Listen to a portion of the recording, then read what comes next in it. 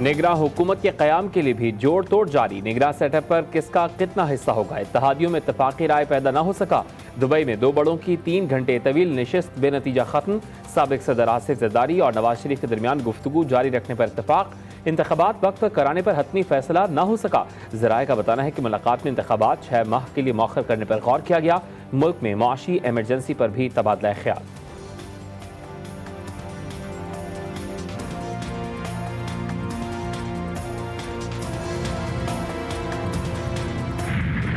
وزیر اعظم ہوتا ہے اس کا ایک بہت لمیٹڈ رول، نام تو ایسا جبھی کوئی نہیں سے کیے گئے، لیکن پارٹیوں کو کہا گیا ہے کہ وہ اپنے پارٹیوں سے میں بھی سوچ یہ شروع کریں تاکہ ہم کوئی کلیکٹیو فیصلہ۔ حکومت نے تمام جماعتوں سے نگراں وزیراعظم کے لیے نام مانگ لیے، پیپلز پارٹی کی جانب سے مشاورتی کمیٹی کے رکن نوید قمر نے گفتگو کرتے ہوئے کہا کہ گزشتہ روز اسپیکر قومی اسمبلی راجہ پرویز اشرف کی سربراہی میں تمام پارٹیز کی میٹنگ ہوئی، اگر متفقہ فیصلہ ہو تو بہتر ہے۔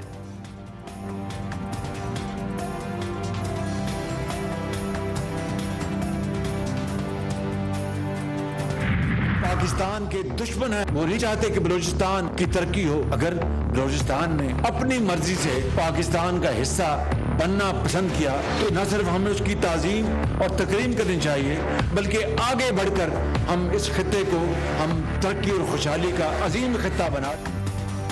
چاروں صوبوں کی ترقی ہی پاکستان کی ترقی ہے، بلوچستان کی ترقی کے لیے دن رات کام کیا، وفاقی کابینہ میں مقدمہ لڑا، وزیراعظم شہباز شریف کا گوادر میں تقریب سے خطاب، کہا بلوچستان ترقی کی دوڑ میں پیچھے رہ گیا، تحریک انصاف نے بلوچستان کے لیے لگائے گئے منصوبے بند کیے، 1.5 سال کے دوران بلوچستان کے لیے جو کچھ کر سکتے تھے کیا، صوبے کی ترقی کے لیے سب کو اپنا حصہ ڈالنا ہوگا، مزید بولے جو ملک ہمارے خیر خواہ ہیں ان کی حفاظت کرنا ہمارا فرض ہے، ورنہ یہاں کوئی سرمایہ کاری کرنے نہیں آئے۔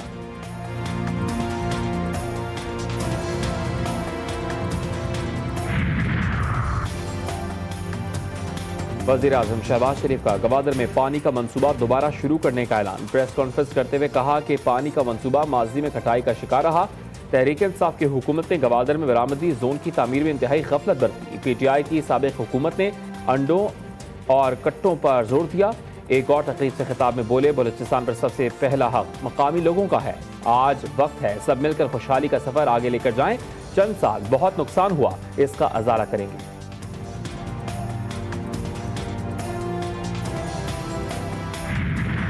ایشو بنایا گیا ہے اور ان کی ڈیمانڈ تھی کہ میں معذرت کروں، وہ نہ مانگے، آپ مانگ لیں معافی کہ ہمارے نے وہ غلط بات کہی تھی۔ اگر آپ معذرت کر لیتی ہیں ان ریمارکس کی جو مریم نواز یا فریال بی بی کے متعلق جو ہے ہماری بہن کے متعلق کہا گیا، میں نے کہا آپ معذرت کر لیں، میں بھی معذرت کر لیں۔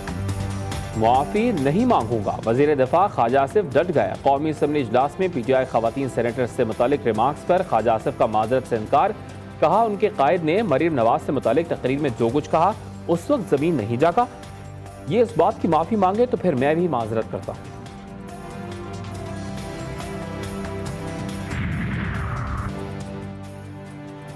اسلام آباد میں گھریلو ملازمہ بچی پر تشدد کا مقدمہ، عدالت نے جوڈیشل آفیسر کی اہلیہ سومیہ عاصم کی حفاظتی ضمانت منظور کر لی، جسٹس فاروق حیدر نے سومیہ عاصم کی حفاظتی ضمانت کی درخواست پر سماعت کی، سومیہ عاصم کے خلاف اسلام آباد کے پولیس اسٹیشن میں مقدمہ درج ہے۔ بورے والا میں نشے کا عادی باپ جلاد بن گیا، سفاق باپ نے خنجر مار کر 14 سالہ بیٹی کی آنکھیں ضائع کر دی، ملزم بیوی بچوں کو 3 ماہ تک کمرے میں بند کر کے بدترین تشدد کا نشانہ بناتا رہا، اہل محلہ نے بچوں کو بازیاب کروا کر پولیس کو اطلاع کر دی، پولیس نے 12 گھنٹے آپریشن کے بعد خاتون کو بحفاظت بازیاب کروا کر ملزم کو گرفتار کر لیا۔ فیصل آباد میں لین دین کے تنازع پر دوستوں نے اپنے ہی دوست کو قتل کر ڈالا، نوجوان کو گلا دبا کر مارنے کے بعد ملزمان نے لاش نہر میں پھینک دی، ملزمان مقتول کے باپ کے ساتھ مل کر تلاش کرنے کا ڈرامہ رچاتے رہے، تھانہ ملت ٹاؤن پولیس نے ملزمان کو گرفتار کر کے مقدمہ درج کر لیا۔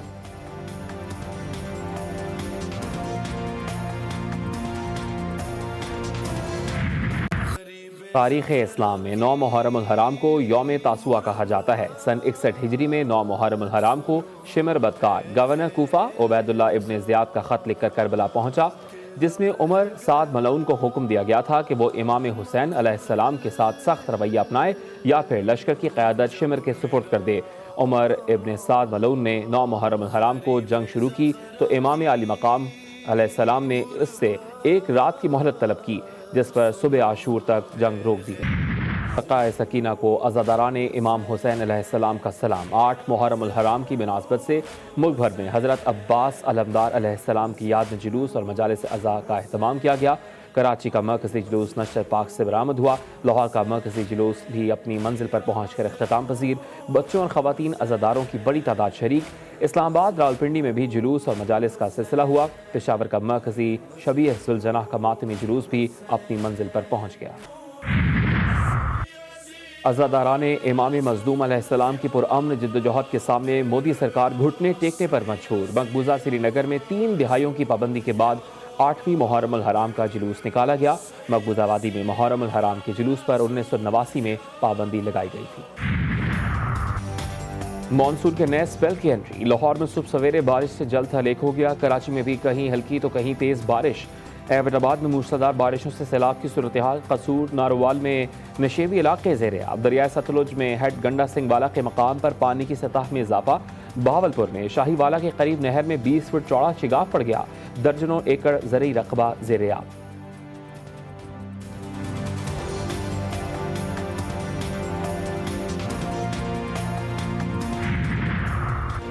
کوہ سلیمان کے پہاڑی سلسلے پہ شدید بارشوں سے ندی نالوں میں طغیانی۔ اروی روڈ رجحان بھی سیلاب کی وجہ سے ٹوٹ گئی۔ آزاد کشمیر کی وادی نیلم میں گرج چمک کے ساتھ موسلادھار بارشیں۔ گریس اور تاوبٹ کے ندی نالوں میں طغیانی، کئی مقامات پر لینڈ سلائیڈنگ۔ کوٹلی آزاد کشمیر میں مٹی کا تودہ گرنے سے 2 خواتین جاں بحق۔